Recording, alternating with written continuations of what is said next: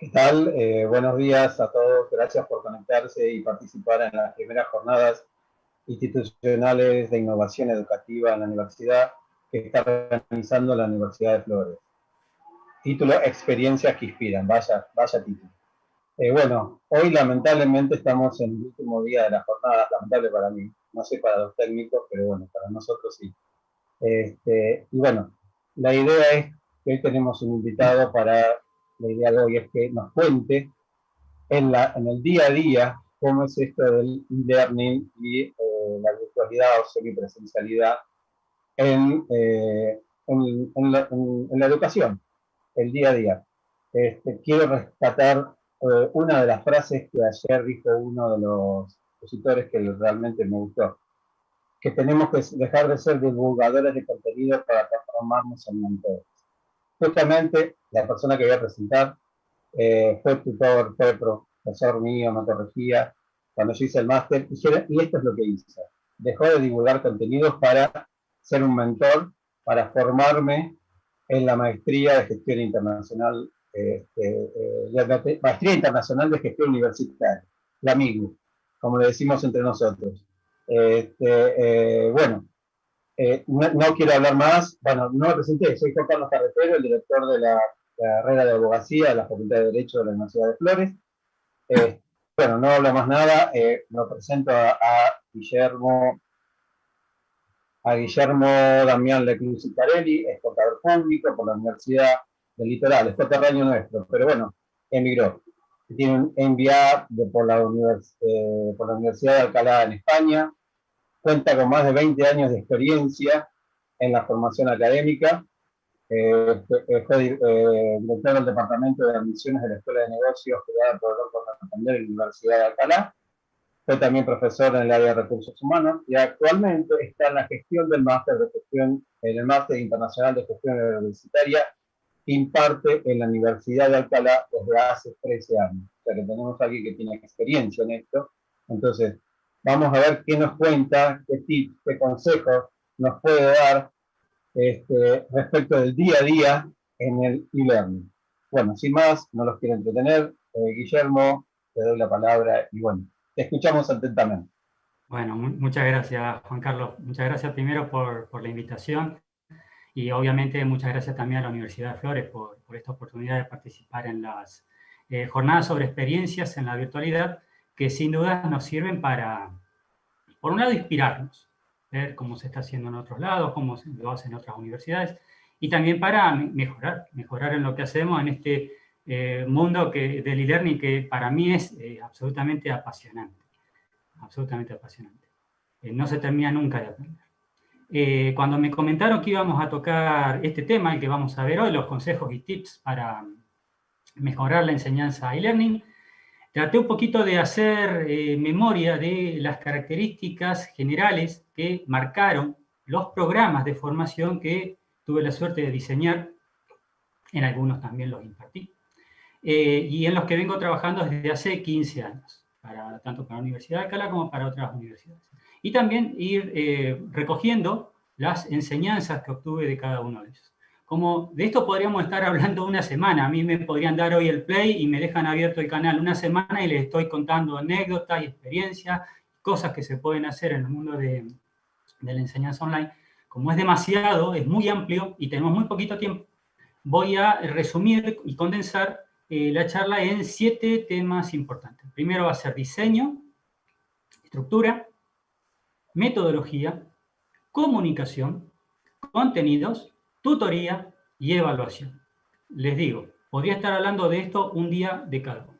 Vamos a empezar con el tema del diseño. A ver, hay 3 grandes principios que rigen todo mi análisis y por eso los voy a decir al principio, como para remarcarlos bien a fuego, porque vamos a ir volviendo sobre alguno de estos. Cuando uno hace e-learning en cualquier tipo de programa de formación, estamos hablando de un máster o de un curso, no un seminario. Un seminario lo podemos dejar aparte porque un seminario es muy corto y tiene una didáctica muy sencilla, pero vamos a hablar de máster y de cursos, sobre todo másteres. Lo primero, no existe una única manera de hacer e-learning. No hay recetas únicas, no hay un traje que uno diga, esto es el e-learning. No, no. Lo segundo, tengo que conocer a mi público objetivo. No se trata de cómo quiero hacer un máster online, cómo yo quiero hacer un máster online, sino que se trata de cómo quieren mis alumnos que los forme, que les haga un programa de formación. No es lo mismo una formación online para jóvenes profesionales que para profesionales con experiencia que están trabajando y que tienen muy poco tiempo, ni mucho menos formación para adultos. Cada cosa tiene su particularidad. Tampoco es lo mismo una formación online para grado que para posgrado. En síntesis, no se trata de hacer un traje que nos guste como universidad y pretender que les quede bien a todos los alumnos. Se trata de hacer un traje que le guste y que le quede bien a la mayoría de los alumnos, de nuestros alumnos. Y solo lograremos que ese traje le guste a todos los alumnos cuando vayamos ajustando edición por edición nuestro programa de formación. Hay una idea subyacente en todo esto que a mí siempre me gusta recalcar, que es una frase mía que dice, a los programas hay que rodarlos. Rodarlos. Empezar, diseñarlo. Tenerlo un año, ver cómo funcionó, evaluar, ajustar y otra vez, ajustar y otra vez, y así siempre. Eso es lo que lleva básicamente a la mejora continua. Hay veces que me preguntan, ¿cómo puedo conocer a mi público objetivo? ¿Sí? ¿Cómo hago? Bueno, si voy a sacar, por ejemplo, un máster en Derecho Penal, lo primero que puedo hacer es una encuesta a mis alumnos del último año de la carrera de Derecho, por ejemplo. Puedo hacer una encuesta a los alumnos que tengan matriculados. Yo empiezo el programa a lo mejor en febrero, tengo abierta la inscripción desde el año anterior, ya tengo 10, 15 alumnos, bueno, voy a hacer una encuesta a ver qué es lo que esperan, cuáles son las perspectivas que tienen antes de iniciar el programa. Puedo valerme también de encuestas que realicen otros másters online exitosos, en este caso de la UFLO. Muchas veces no se da esa trazabilidad, esa aprovecharnos de lo que ya está haciendo mi vecino, el de al lado, en otro área a lo mejor, pero aprovecharnos de esa información porque puede valernos en un momento inicial, porque estamos en cero, no sabemos cómo lo vamos a hacer exitoso. También puedo utilizar la estrategia del seguidor, como una alternativa para empezar a rodar mi máster. Esta estrategia simplemente consiste en ver cómo lo hace mi competidor directo, obviamente suponiendo que mi competidor directo lo está haciendo bien en sus programas online. Bien, pasemos a la estructura. Estamos en un mundo online, no lo tenemos al alumno durante muchos minutos cara a cara, entonces, y la concentración se pierde muy fácilmente, entonces tiene que ser una estructura modular y muy fácil de entender, módulo y asignaturas, donde el tiempo de cursado de cada asignatura venga dado por los créditos o por el peso, aquí utilizamos los créditos STS, pero es básicamente el peso relativo que tiene cada asignatura dentro del temario. Si una asignatura tiene un contenido muy chiquito y tiene solo 5 créditos, no vamos a estar 2 semanas con una asignatura, podemos estar simplemente 2 días. Ahora bien, si tenemos dentro de nuestro temario algún módulo que es transversal a los otros, puede ser recomendable que ese módulo se imparta alternadamente a lo largo de todo el programa de formación. El ejemplo más claro es, por ejemplo, un módulo de TICS. Es transversal, es un tema transversal. No se agota en una semana o en 2 o en el tiempo que lleve la asignatura. Sería bueno trocearlo en varios pedacitos, en varias asignaturas chiquitas, y lo vamos viendo a lo largo de todo el máster o el curso. ¿Por qué? Porque es transversal. No conviene agotarlo en un momento, sino verlo y volver permanentemente sobre ese tema a lo largo de todo el programa. Es importantísimo importantísimo, la planificación completa del máster al inicio, es decir, el calendario. Los alumnos, lo primero que tienen que hacer cuando entran a la plataforma, de los documentos que siempre recomiendo que deben estar, primero tiene que ser el calendario, para que sepan que desde el día 1 hasta el día 30 que termina, qué es lo que van a hacer, qué asignatura se va a ver. ¿Cuándo son las instancias síncronas o presenciales? Ya vamos a hablar de eso. ¿Cuándo son las evaluaciones? Es importantísimo. Puede estar en PDF para que se lo descarguen y lo tengan siempre a mano, y obviamente en el calendario de la plataforma. La planificación completa del estudio, el calendario, no solamente organiza mentalmente al alumno, que es importantísimo en formación online, sino que da una idea que es fundamental. No se improvisa. El estudio está planificado. Hoy empezó y sabemos cómo va a terminar y cuándo. Y qué es lo que vamos a hacer en todo momento. Cero improvisación. Toda una seguridad, una garantía, una imagen y una calidad que siempre es bien recibida por los alumnos. Pasemos a la metodología.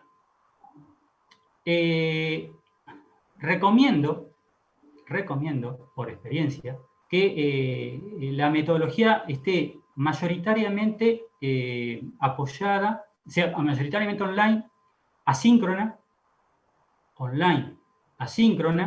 y apoyada en instancias síncronas, que pueden ser o presenciales en aula, cuando podamos hacerlas, o virtuales en tiempo real, que pueden tener la opción, obviamente, de grabarse para que aquellas personas que no se pudieron conectar la vean en diferido cuando quieran. El tema de las fases presenciales, o sea, realmente el contacto cara a cara es importantísimo. No se concibe, desde mi punto de vista, mi modesto punto de vista, y así lo he hecho en todos los programas que desarrollé, no concibo la formación online sin una instancia presencial. Por eso es que la metodología que yo recomiendo es la semipresencial, no online pura. ¿Se puede hacer online pura? Sí. ¿He hecho formación online pura? Sí. Pero no se obtienen tan buenos resultados como en la semipresencial. ¿Por qué? Básicamente porque somos humanos. Somos humanos, necesitamos el contacto real, el cara a cara, tocarnos, vernos, abrazarnos, olernos, sentirnos, traspasar la pantalla. Vivimos conectados a pantallas. Hay que traspasar la pantalla y vernos. Esas instancias presenciales pueden ser en distintos momentos. Habitualmente lo que nosotros hacemos, en los programas en los que estoy en este momento, es una instancia presencial al comienzo del programa, porque incluso se llega al máster, cuando un máster empieza, se viene con muchas ganas, muchos ímpetus, mucha ansiedad, lógica. Entonces, es hermoso realmente ese primer contacto, ¿sí? Al poquito de empezar el máster, al mes y medio. Y el otro al final, el corolario, la frutilla del postre. Sí se hace bien, lógicamente. Y para eso tenemos que mirarnos, para que salga espectacular. En esos dos momentos, principio y final, son los momentos de las instancias presenciales que habitualmente recomiendo. Pero sí o sí debe haber. En el caso de las instancias síncronas grabadas, síncronas online que se pueden grabar, también son muy recomendables, pero siempre vamos a estar en el mundo digital. Es decir, sí es interesante, es bueno, es importante vernos las caras, pero siempre será a través de una pantalla. Entonces, no dejemos de pensar en la posibilidad de mechar en algunos momentos presencialidad.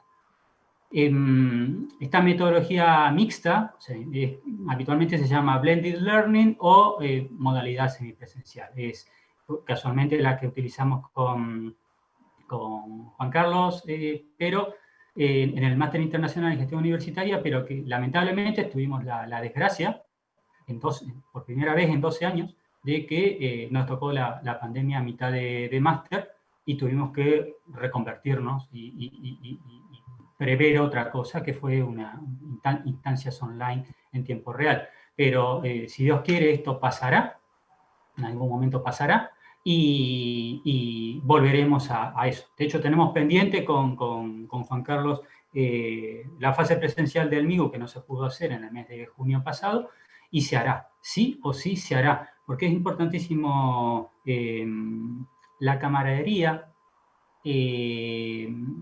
revivir las experiencias que nos dejó el programa y generar alianzas, networking.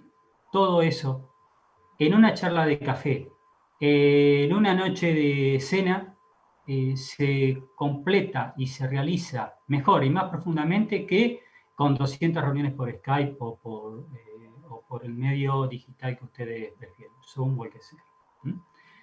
Bien, dejamos al lado la metodología. Pasamos al cuarto punto, que es la comunicación. Tema importantísimo porque tenemos que comunicarnos de manera virtual.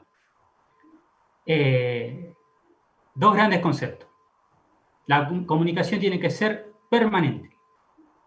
Permanente.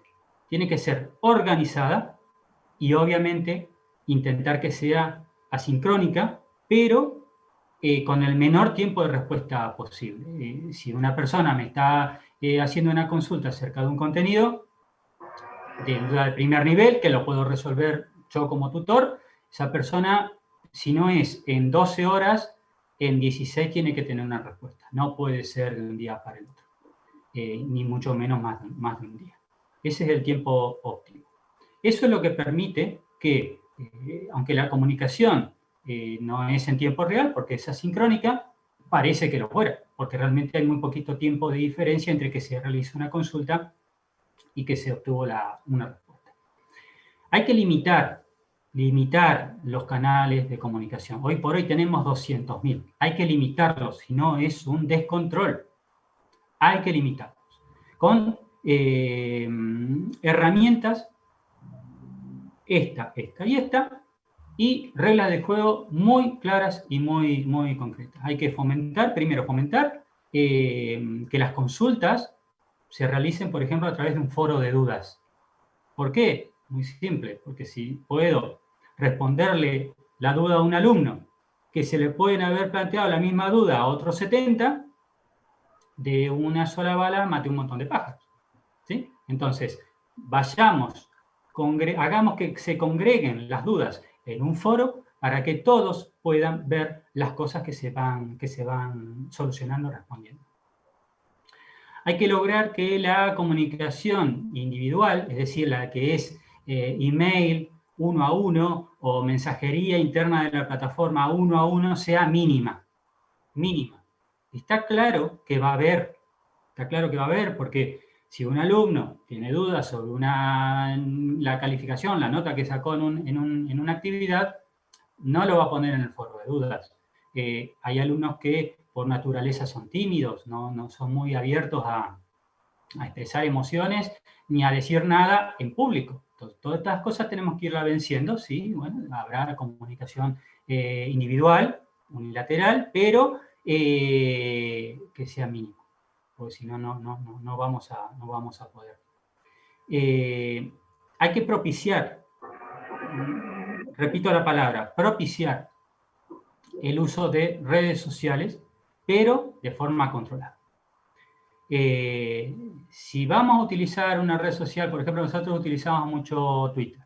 Si vamos a utilizar Twitter, tenemos que estar controlando Twitter. No es que lo ponemos ahí y que fluya. No. Hay que estar controlando lo que se dice, lo que aparece en nuestro muro. Lo que dicen los alumnos y lo que, obviamente, doy por supuesto que estará controlado lo que decimos nosotros, ¿no es cierto? Pero hay que tener un arma de doble filo, hay que tener mucho cuidado con las redes sociales. Les voy a contar un ejemplo que puede resultar gracioso. A mí casi me da un infarto. Trabajé trabajo todavía, pero en tema de tutoría, en un máster en hidrología, máster que trata el tema de agua. Y con Twitter teníamos, cuando Twitter tenía todavía la vieja configuración, donde uno ponía el hashtag, por ejemplo, agua, y en nuestro muro aparecían de todo el mundo las cosas que se hashtaran con la palabra agua.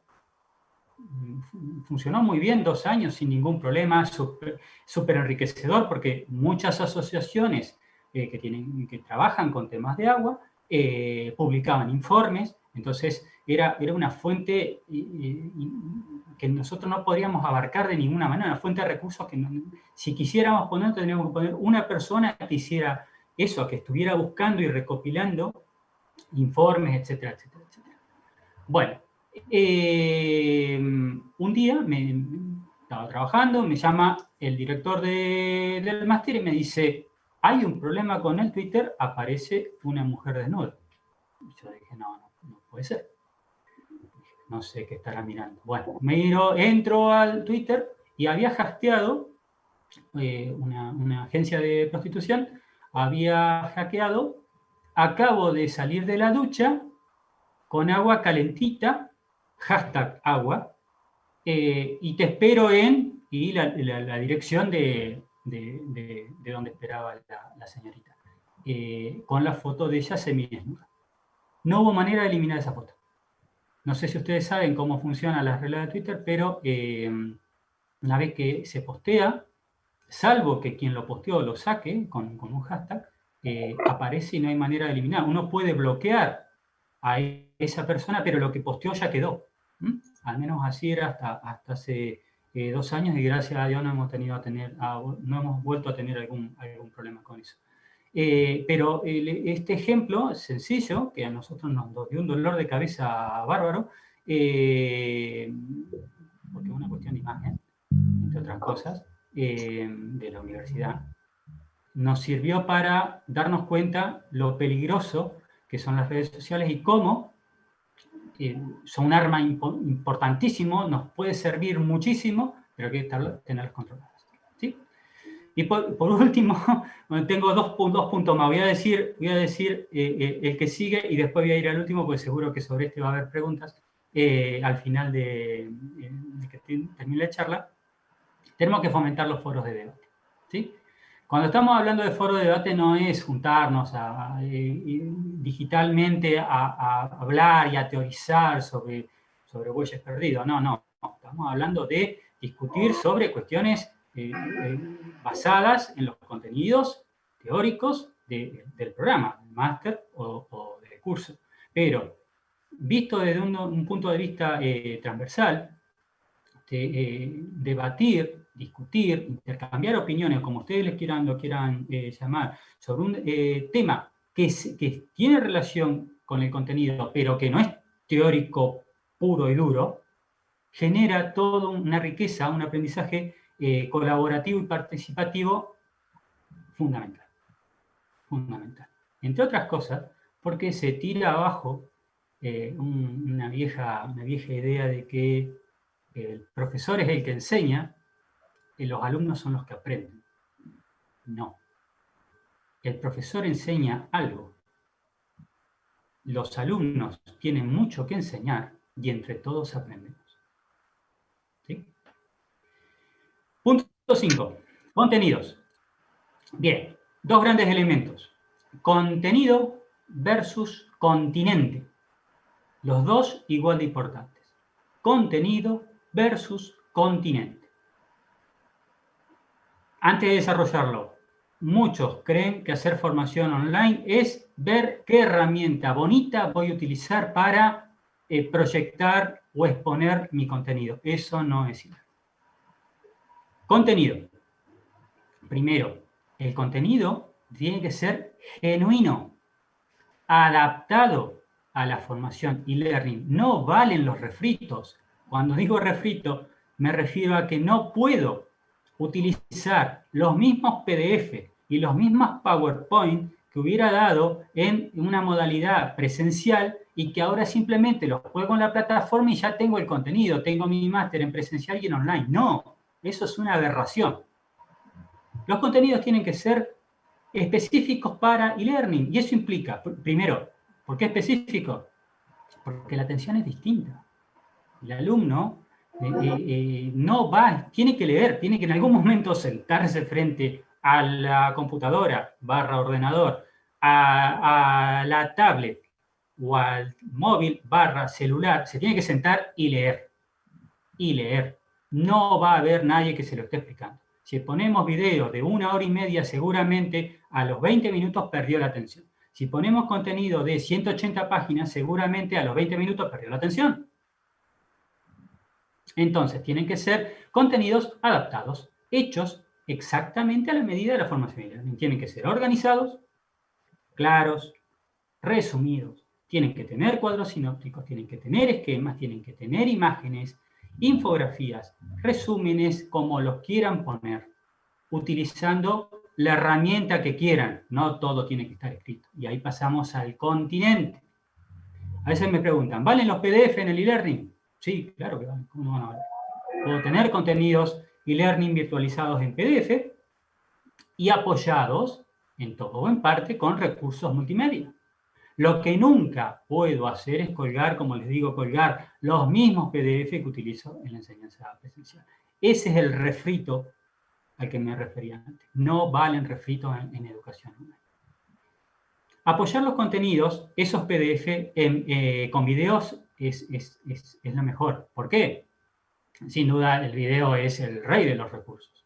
Pero también puedo apoyarlo en otras cosas. En podcast, infografías, presentaciones PowerPoint, presentaciones interactivas en HTML, etc. Hay 1000 recursos. En este momento es más complicado saber qué recurso voy a utilizar por cuál es más lindo que no tengo recursos. Me acuerdo cuando empecé en este mundo del e-learning en el año 2006, no existía nada de esto, tampoco existían las redes sociales. Todo esto ha dado un vuelco de 360 grados. Cada día están saliendo empresas nuevas con aplicaciones nuevas, con cosas nuevas que realmente interfaces bonitas, navegables, que hacen millones de artilugios y que son súper ricas para la formación online. Tampoco me tengo que perder en eso. Les vuelvo a decir, contenido versus continente. No es una cosa más importante que la otra. Las dos están a la par. ¿Qué es lo que voy a mostrar, a enseñar y cómo lo voy a hacer? Bien, y finalmente tenemos que, es importante también separar qué parte de esos contenidos son los importantes y necesarios, sobre todo para las evaluaciones, sobre qué contenidos voy a evaluar y a calificar, y qué contenidos son complementarios. ¿Sí?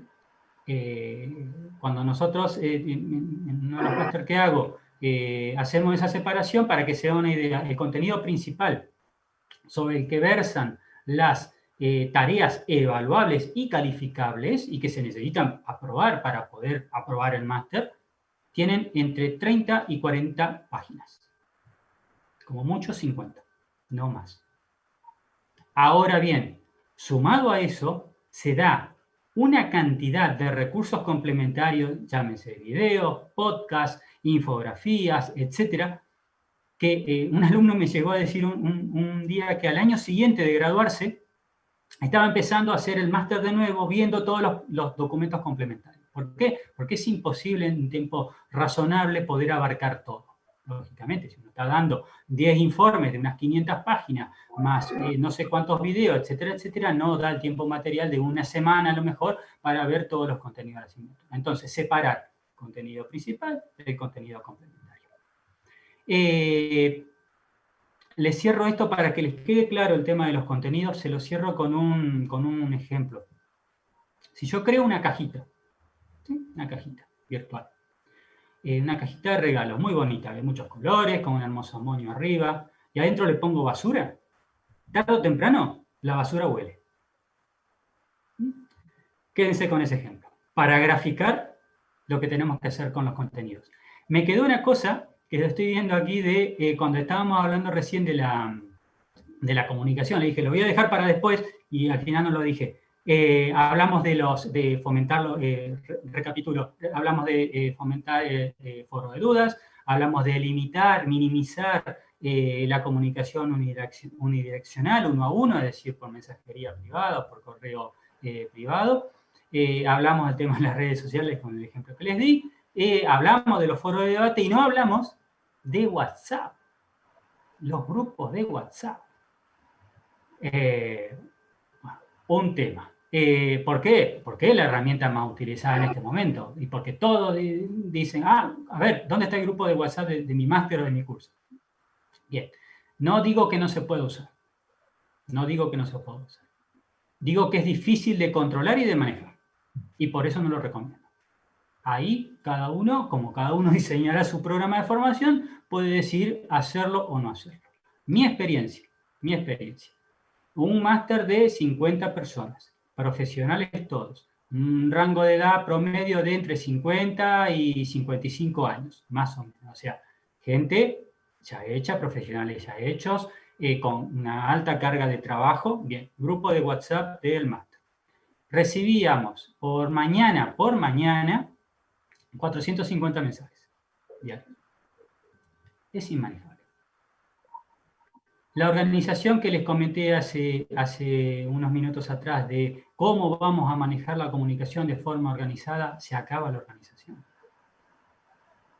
Foro de dudas, no hay más foro de dudas, te preguntan por WhatsApp. Le decís, tienen que ir a la plataforma a hacerme las preguntas, al foro de dudas, así enriquecemos y nos aprovechamos todo. Ni caso. Y así es todos los días. Entonces, un día 450, el lunes, 450 el martes, es imposible. Es imposible. Sumado a eso que ya últimamente, después de 2 semanas, ya directamente barríamos los mensajes y por ahí se pasaba alguno importante que tenía que ver con alguna tarea. ¿Mal preguntado en el WhatsApp? Sí, pero lo había preguntado. Había que darle una respuesta. Se pasaba, lógicamente. Entre 450 mensajes diarios, imposible. Entonces, ¿se puede usar? Sí. ¿Se los recomiendo? No. Es muy difícil de controlar y de manejar. Bien, nos queda tutoría y evaluación. Tutoría. Es vital. La figura de un tutor de un programa de formación online es vital. El tutor, para el que no lo sepa, es básicamente el nexo de unión entre la dirección del máster, director, coordinador, el claustro, 30, 40, a veces profesores que saben de la temática y alumnos profesionales que quieren enriquecer su aprendizaje, enriquecer su currículum, enriquecer lo que sabe. ¿Sí?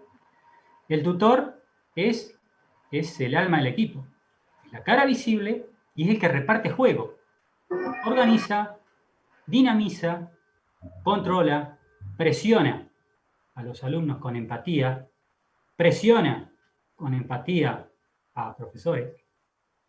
No tengo tu contenido revisado, no me mandaste esto, no llegamos con la evaluación, no corregiste las tareas, las evaluaciones. Anticipa, recuerda, aconseja, etcétera, etcétera. Se las repito.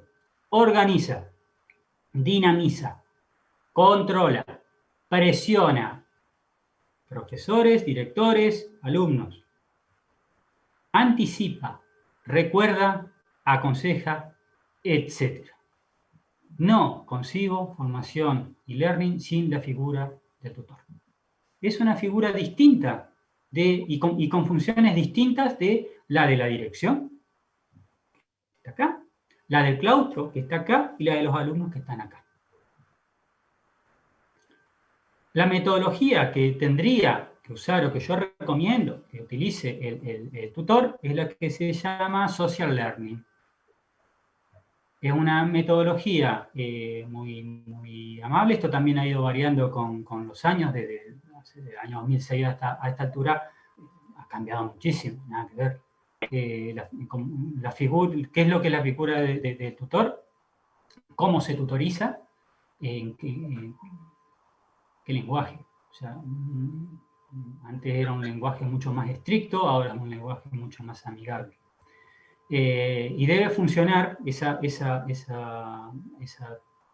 tutoría, esa metodología tiene que funcionar, como les decía al principio, en todas las líneas, en 3 direcciones. De claustro a alumno, de alumnos a claustro y entre alumnos. Solo de esa manera se va a conseguir un aprendizaje óptimo, un aprendizaje de 360 grados. Y ahí tiene que estar involucrado el tutor. Ya les digo, a lo mejor de todas las características y adjetivos que les dije, a usted el que más le queda es el de presiona. Presiona con empatía, ¿sí?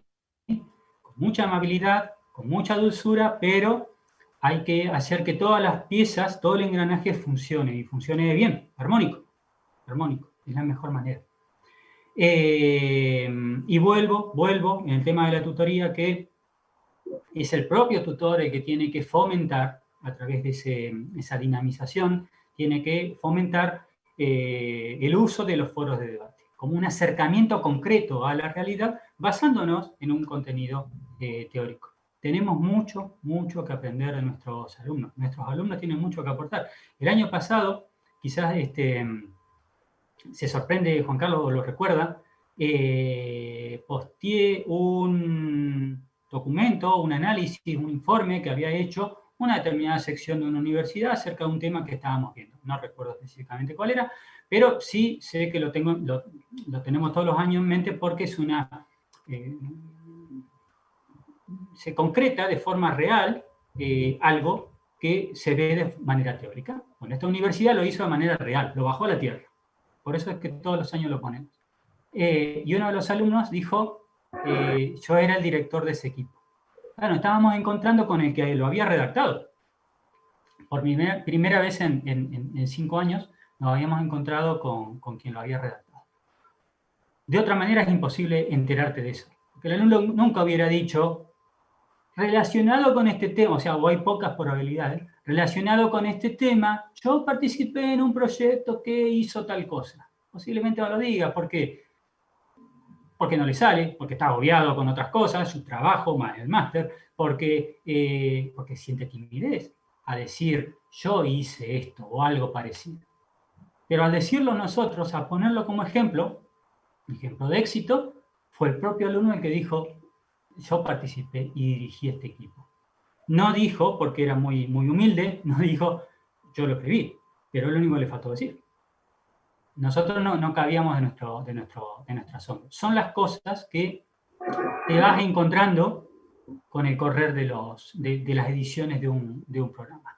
Y que te las vas encontrando a estas cositas porque las vas propiciando. Si no, es imposible encontrarlas. No surgen por casualidad. Bien, finalmente me queda el tema de la evaluación. Crítico, porque el máster podrá ser muy bonito, estamos bien organizados, pero si el alumno siente que no percibe, que no está siendo bien evaluado, el resultado final será malo. Nos van a castigar en la encuesta y no ganaremos nada. Un alumno enojado no nos sirve de nada, a nadie. No suma, resta. Primero, la evaluación, y esto creo que me quedó de mi carrera universitaria. La evaluación no tiene, si quieren se los pongo con mayúsculas, no tiene que ser un elemento estresante o que genere un trauma al alumno. No tiene que percibirse así. Tiene que percibirse como algo normal. Te estoy midiendo, te evalúo. ¿Por qué? Porque necesito saber si aprendiste y si te supe enseñar. Repito, debe percibirse como algo normal, una evaluación. Te mido, te evalúo para saber si aprendiste y si te supe enseñar. ¿Sí? El seguimiento tiene que ser continuo, la evaluación tiene que ser continua. Esto es como un partido. Si uno juega un partido una vez cada 2 meses, me falta aceite. Voy a estar seguramente duro, el equipo no se va a coordinar, etcétera, etcétera. Y lo percibo como un trauma. ¿Por qué? Y porque tengo que ganar porque no gano desde hace 2 meses atrás. Ahora, si el partido es una vez por semana, entro en una dinámica en donde seguramente esa evaluación la voy a percibir como algo normal. Sí, la tuve la semana pasada y tendré otra la semana que viene. Sería recomendable que haya más de una evaluación por módulo. Yo recomiendo 3 tipos de evaluaciones. La primera evaluación que es por asignatura, sobre aspectos teóricos. Por ejemplo, un cuestionario versa sobre el contenido teórico de la asignatura. Otra evaluación por asignatura que consista en la resolución de un caso práctico. Sencillo. Nada, no tiene que ser un caso de Harvard. Caso práctico sencillo, una situación real, una situación ficticia o real, pero que baje ese contenido teórico a una cuestión real, que pueda darse, un hecho que pueda darse y que tenga que analizarlo y ver cómo se defiende, qué es lo que haría, qué es lo que dejaría hacer, qué tendría que tener en cuenta, etcétera, etcétera. Y por último, una evaluación transversal. ¿Por qué? Porque si yo estoy evaluando asignatura por asignatura, se pierde el foco del módulo. Simplemente, al final del módulo, creo que el módulo fue la sumatoria de asignaturas. Y como cada una la fui evaluando de a partecitas, no tengo una idea general. Entonces, aconsejo una evaluación transversal sobre, podría ser aspectos teóricos, que mida el aprendizaje del módulo, ya no del grupito de cada asignatura, sino del módulo completo. Así como estamos hablando de la evaluación, pasamos al tema del feedback. Cada alumno tiene que recibir un feedback específico por la evaluación que se realizó, sugiriendo acciones de mejora. Pero además, el grupo de alumnos que conforma una edición, un corte, tiene también que recibir un feedback general que muestre cuál fue el desempeño de todo el grupo y sugerirles también a todo el grupo acciones de mejora. Y para finalizar, hace un momento les hablé de evaluar para saber si supimos enseñar a nuestros alumnos una asignatura o si supimos enseñar en general, en todo un programa. Obviamente, hay que hacer una encuesta. Una encuesta que tiene que ser corta pero exhaustiva al final del estudio y que permita revisar un poco lo que hicimos y que sirva para mejorar, pero que realmente sirva para mejorar, que no quede ahí archivada en un lugar con los alumnos diciendo no, todas las cosas que no hicimos bien y que quede ahí como diciendo, bueno, un tema del alumno. No, intentemos que tomarnos en serio lo que nos dicen los alumnos, obviamente, con sus comillas, y llevarlo a la práctica. ¿Por qué? Porque hay una idea subyacente en todo esto, que es que a los programas hay que rodarlos. En la siguiente edición hay que hacer lo mismo. En la siguiente edición hay que hacer lo mismo. Y así es todos los años. Es la única manera de tener un producto ajustado a mi público objetivo, un producto que esté actualizado, que sea fresco, que sea dinámico. Es decir, llegar a la utopía de que hicimos un traje que le guste a todos nuestros alumnos. Bueno, hasta aquí todo lo que tenía preparado para decirles. Espero sinceramente que los consejos que les fui contando y que me dio la experiencia de estos 15 años en e-learning les sirva para ganar terreno. Porque para que no tengan que empezar desde cero, apelando a acciones de prueba y error, y por sobre todo que los alumnos puedan aprender más y mejor. Bueno, muchas gracias, Guillermo. Bueno, muy clara tu manera de exponer la experiencia que tuviste durante estos 13 años en manos del máster y del e-learning. Tenemos acá dos no sé si son preguntas, pero sí dos aclaraciones o temas para debatir. Acá Fabiana Gristein habla, si la propuesta necesariamente debe ser siempre con presencia sofoca en algún momento, Sofoca, en algún momento dejamos afuera a muchos que potencialmente no podrían acceder cuando la presencialidad es posible suplirla. Sí, No sí, correcto, correcto, correcto, totalmente de acuerdo. Siempre va a haber casos puntuales que excedan, vayan más allá de los consejos que yo les di. Si una persona, estamos haciendo un programa de formación y tenemos una persona de Chaco, otra de Santa Cruz y 30 de Buenos Aires, seguramente contaremos con las 30 de Buenos Aires y a los otros 12 le va a ser muy difícil asistir. Entonces siempre esas instancias presenciales también tienen que emitirse, si puede ser en directo, y grabarse. Pero no dejemos de lado la posibilidad de hacerla. Tienen que estar planificadas, deberían hacerse y sería óptimo que fueran todos. Si no pueden todos, bueno, de hecho, para suplir eso, por ejemplo, nosotros en un programa lo que hacemos es que dejamos abierto un foro para que en tiempo real le estén preguntando al profesor que en tiempo real y presencialmente está impartiendo. Entonces, virtualmente, en tiempo real, le están preguntando al profesor cosas que si no se las puede contestar ese día, se las contesta al día siguiente. Tenemos otra pregunta de Ivana Garcinati. Bueno, consulta para el doctor Sicarelli. Ojalá fuera doctor, no soy doctor. Bueno, sí, doctor en ciencias económicas, sí. Exacto. Muy bien, muchísimas gracias. ¿Cuáles fueron las principales adaptaciones que tuvieron que hacer en el desarrollo del máster que coordinas a partir de la pandemia? Y dice, y agrego, me parece muy interesante la idea de no generar evaluaciones traumáticas. Sí, creo que el trauma me quedó a mí. Entonces, sí. de ahí lo apliqué. Sí, el tema de la... que yo las conozco, pero bueno, sí la voz. ¿Cuáles son las modificaciones que tuviste que hacer en esta época de pandemia en el máster? ¿Qué hicimos? Tuvimos dos modificaciones. ¿Le puedo contar? ¿Cómo se llama la señorita que preguntó? Es la directora de evaluación de UFLA. Te digo Hubo dos grandes modificaciones.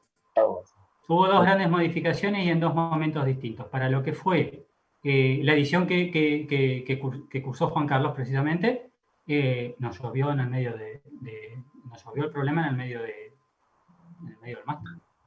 Y no tanto el problema, sino el desconcierto y la falta de información, etcétera, etcétera. Y lo otro es cómo actuamos este año, porque este año empezamos la nueva edición, la 13ª edición, con 75 alumnos, me estoy volviendo loco, pero bueno, es la edición más numerosa en 13 años, superó todas las expectativas,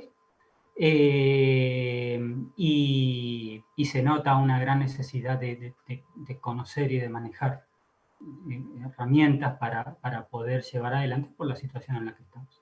Entonces, lo más fácil, porque una es navegar en el desconcierto y en la situación que te está tocando y que nunca se había vivido.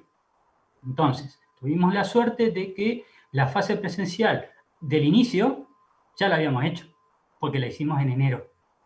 El caos en España llega en marzo, entonces no nos afectó esa fase presencial, pero sí nos afectó la clausura. Como entre medio de lo que es la primera presencial y la última presencial están instancias síncronas online, no se vieron afectadas. Como nuestro equipo está acostumbrado a trabajar remotamente desde donde esté, yo trabajo de mi casa, otro trabaja de su casa, se va de viaje de intercambio a Estados Unidos, trabaja de Estados Unidos, el otro que se va de vacaciones a Argentina, trabaja un rato desde Argentina. Estamos acostumbrados a eso, es algo que llevamos innato desde hace muchos años, entonces no nos costó.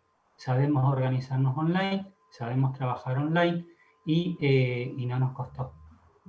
¿Qué fue lo único que nos afectó? La frutilla del postre, lo que es la clausura del máster, que le hacemos instalaciones de la Universidad de Alcalá y que tiene un componente de sorpresas y de seguimos estudiando, que aunque ya se hayan graduado, porque para esa altura ya están graduados, o no, pero generalmente la mayoría está graduada, y seguimos estudiando, porque vienen los profesores invitados, profesores especialistas a disertar. Y hay que escucharlos, no te podés ir de compra al Corte Inglés. No, te tenés que estar en el aula. ¿Sí? Pero que yo ya me recibí, ya me gradué. Acá hay que cumplir con la fase presencial. Porque está demostrado y analizado de que es importante de que lo hagan, ¿sí? Entonces, eso más sorpresas. Un montón de cosas como organizar un viaje para los alumnos, como si fuera un viaje de fin de máster, como hacerle una visita por instalaciones de la Universidad de Alcalá, que bueno, es una universidad patrimonio de la humanidad, una de las pocas que hay, entonces tiene millones de historias en las piedras, como que la construyeron, y en las personalidades que han pasado por allí, y que se han graduado por allí, que han estudiado allí. Entonces, todo eso, todo ese componente, hasta la entrega de un diploma conmemorativo en el Paraninfo de la Universidad de Calaje, donde el rey todos los años entrega el premio Cervantes a las letras, que es el más importante de habla hispana, claro, todo eso tiene una carga emocional muy importante y emotiva, emocional y emotiva. Y eso nos falló. Y eso lo sentimos mucho. Lo sentimos mucho porque es el puntazo final y ahora dar ese puntazo el año que viene, si Dios quiere, o cuando la pandemia nos deje, no es lo mismo. El puntazo se da después de 9 meses de formación online o semipresencial. Y no lo pudimos hacer. Entonces en eso nos afectó. ¿Cómo nos afecta ahora este año? Todos los alumnos saben desde el primer día, que está por ahí colgada en YouTube, está colgada la sesión inaugural, saben el primer día que no hay presenciales. No hay presenciales. Pero, si Dios quiere y esto cambia, haremos todas las presenciales juntas. Nos vamos a Latinoamérica, que será en Chile, porque es donde mayoritariamente son los alumnos, este año, o en México. Se irán los director y coordinador seguramente para uno de los dos países, o los dos, como hicimos el año pasado, que la hicimos en Dominicana, perdón, el anterior. No, perdón, el año pasado que hicimos la primera presencial en Dominicana y en República Dominicana y en Guatemala. Bueno, allá se fueron. Y allá hicimos la primera presencial con una profesora especialista. Este año no hay presencial, salvo que todo cambie. Entonces la percepción del alumno, la organización mental es distinta. Ya veré cuándo es la presencial, asistiré seguramente a la presencial, pero no sé cuándo va a ser la presencial. Ahora vamos organizados en esto. El año pasado se descontroló. No, imposible reaccionar de otra manera. Tengo otra pregunta de la magíster Cecilia Arau, que es la decana de la Facultad de Derecho. Mi jefa, vamos a hablar. Me voy a esmerar entonces. Está bien. Y más o menos fue la misma duda que yo tenía y es, el doctor Sicarella, ¿qué perfil sugiere deben tener los tutores respecto de los conocimientos y formación disciplinaria? Qué buena pregunta. Porque yo también te quería preguntar porque me siento un poco identificado porque... Qué buena pregunta. Qué buena pregunta. Les puedo contar mi experiencia. Sí. Mi experiencia. Primero, yo participé en el diseño del máster. Es decir, la base, cómo va a funcionar, sobre qué pilares lo vamos a apoyar. Yo participé en desarrollo de algunos contenidos o coordinación de los contenidos que me iban mandando. Los leía. Mandaban a lo mejor contenidos en bruto y yo los arreglaba la forma, el formato para que todos sean igualitos, tema de calidad, tema de imagen, ¿sí? Todos tienen que ser igualitos. Estamos hablando de un máster, no de un refrito de que esto lo saqué de acá y te lo mando y tiene el logo de otra universidad, pero no importa, y esto va con otra letra. No, toda una uniformidad. Entonces, los tuve que leer y me enteré. Y obviamente participo en las presenciales aquí. Tengo un curso superior en redes sociales. Me gustan. Tengo mis perfiles y me gustan. Ok. Bueno, continuamos, Juan Carlos. Sí, después que es lo que nos acostumbramos. Sí, en la virtualidad y en esto. Muy importante y una cosa que no dije, así que nos viene bien. Siempre cuando empiezo algún máster online, lo primero que digo es, jugamos con tecnología, todo puede fallar, todo puede fallar, todo, todo. La semana pasada, uno de los videos principales de una unidad, el día lunes funcionó, el día martes el autor lo sacó. Por alguna razón, se habrá cansado, no sé, lo sacó. Me dice la gente, los alumnos, no está el video, no está el video si lo revisé ayer. Hay que salir a buscar y reemplazar el video, nada más, con el mismo, pero reemplazarlo. Entonces, les decía, cuando estábamos hablando de encontrar el perfil, que es un perfil muy particular, muy complicado de encontrar, porque es un mix de muchas cosas. Les comenté el tema de las redes sociales. Tengo un curso superior en redes sociales. Primero, porque me gustan. Segundo, porque necesito aprender. Tercero, porque el mundo va por acá. Te gusten o no, el mundo va por ese lado. Entonces, si sabemos que el mundo va por allí y que nuestros alumnos la usan, no podemos cerrar los ojos pensando de que no existen. No, están. Otra cosa es cómo las vamos a incorporar, cómo las vamos a limitar y cómo las vamos a controlar y cómo las vamos a alimentar. Todo eso contribuye. Finalmente, no es tanto la herramienta que utilicemos para enseñar. Lo importante es que el alumno aprenda. Si lo aprende por algo que pusimos aquí o por aquí, da igual. Lo importante es que lo aprendió. Y hay cualidades innatas en la propia persona que tiene que realizar la tarea de tutorización.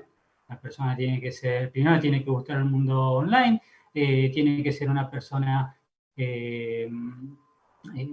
rígida, organizada, y esa rigidez no tiene que ser sinónimo de estar con el palo, no, pues una persona puede ser rígida con empatía, diciendo, necesitamos esto, profesor, me tenía que mandar esto hace 2 semanas, ya se lo tengo que decir de alguna manera, los alumnos empiezan mañana su asignatura, por ejemplo, y a los alumnos, hace 3 semanas que empezamos el máster, y todavía no hiciste ninguna tarea, no vas bien. Entonces, de alguna manera hay que tener mensajes muy cálidos, muy amables, pero directos también. Porque al final, si el alumno se retrasa, lo pierdo, no llega, no aprueba el máster. Entonces, si lo pierdo a la tercera asignatura y tenemos 9 meses de estudio, ¿cuándo se lo voy a decir? ¿Sí? Entonces, hay un montón de características propias en la persona del tutor y hay un bagaje, obviamente, profesional. Lo más importante, independientemente de todo esto, es que el tutor tiene que ser parte del equipo, tiene que saber de lo que va el máster. Si uno no tiene idea de lo que va el máster, por lo menos empaparse, leerse los contenidos y decir, no entiendo nada, pero por lo menos sé de qué va el programa. No que estoy aterrizado en un máster que no sé de qué va. Bueno, creo que no tenemos más preguntas. Igualmente, bueno, te comento, me sentí muy identificado con el rol del tutor, de mediar empáticamente entre los profesores y los alumnos, y muy identificado. Tomo eso mucho. Es más, te lo digo ahora que estamos así en público, de mi tarea, después de haber hecho el vivo, apliqué mucho de esto, de la empatía y de cómo relacionarnos con los profesores y con los alumnos. Sí. Y cómo exigirles a uno y exigirles a otro. Sí, hay veces que algunas personas me dicen, bueno, el tutor puede ser cualquiera. O sea, lo pongo el profesor tal que tutorice. O yo que soy el director, tutorizo. Sí, cada uno puede hacer lo que quiera con su programa. Pero, ¿qué experiencia? No, nunca hice nada. Redes sociales, no tengo idea. Claro. Y aparte, ¿vas a ser exigente con tus colegas a la hora de pedirle las cosas? ¿No es mejor delegarlo en uno que no tenga nada que ver? Y que con empatía le diga, el planning decía, el contenido realizado a esta fecha y ya ha pasado. Me sacó la palabra porque un poco iba a decir eso. Creo que llevándolo a una carrera de grado como la que estamos haciendo nosotros. Ni el decano puede ser tutor, exacto, ni el ser tutor. Creo que exacto. Tutor o director o como se llame. Exacto. Profesores que son especialistas en las temáticas, en las asignaturas, bueno, tienen la mitad, digamos, lo tiene ganado, ¿sí? pero falta la otra mitad que es igual de importante que esto. ¿Sí? Exactamente. Yo creo que podemos ser especialistas, porque yo soy profesor también, podemos ser especialistas, pero cuando estamos en la función de tutor, director, creo que al lado de la especialidad tenemos que empezar a capacitarnos en esto, en gestionar. Exacto. Ni enseñamos a nadie, Exacto. sino gestionar la comunicación, ya sea, en nuestro caso, de la decana con los profesores, de los profesores con los alumnos, Sí. de la decana con los alumnos y de las decanas, los departamentos académicos con la administración o el rectorado de la universidad. Exacto. O sea, y hay otra cosa importantísima. El tiempo. Claro, Esto lleva un tiempo grandísimo.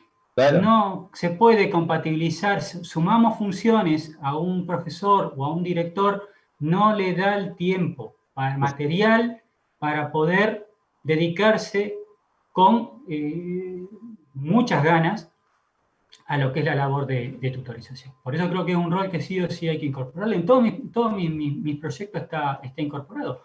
Yo no puedo saber de algunas temáticas, por eso, ¿quién está? Profesores. Claro. Yo no puedo saber cuestiones más globales, está la dirección, pero sí soy el que lleva la comunicación y la organización. Aquí conectamos a todos. Exacto. Bueno, no sé si hay más preguntas, creo que no, ni más comentarios, igual ya estamos casi en la hora de charla, mirá, se nos fue la hora, por lo menos a mí, ¿no? Así que bueno, te agradezco muchísimo, Guillermo, porque sé que tenés mucho trabajo, sé lo que es el trabajo de coordinar encima con tu puesto, y encima con todas las modificaciones que tuvieron que hacer, que estuvimos hablando. Te agradezco mucho esta horita que nos dedicaste, este espacio. Y bueno, seguimos. Para mí fue fructífero, fue un poco mirar el día a día de lo que pasa cuando enseñamos en forma virtual o en esta manera. Y no solo a través de lo que ocurrió con esta emergencia sanitaria, sino que es lo que se viene haciendo desde hace tiempo. Exactamente, exactamente. Lo dije en otra... Cuando pase toda esta emergencia. Exacto. Lo dije... Mari, ¿qué es lo que van a decir? Lo dije en otra charla, la pandemia lo que hizo fue acelerar de 0 a 100 esto. Esto ya estaba, esto ya venía, ya era una realidad. O sea que no lo hemos tenido tan en cuenta y bueno, y ahora es obligado, es la única manera. Hay que hacerlo. Bueno, te agradezco muchísimo y bueno, les agradezco a todos haber estado. Gracias por el debate, por las preguntas. Y bueno, nos encontramos hoy a las 18 horas con la última charla y el cierre de las jornadas de experiencias que inspiran. Muchas gracias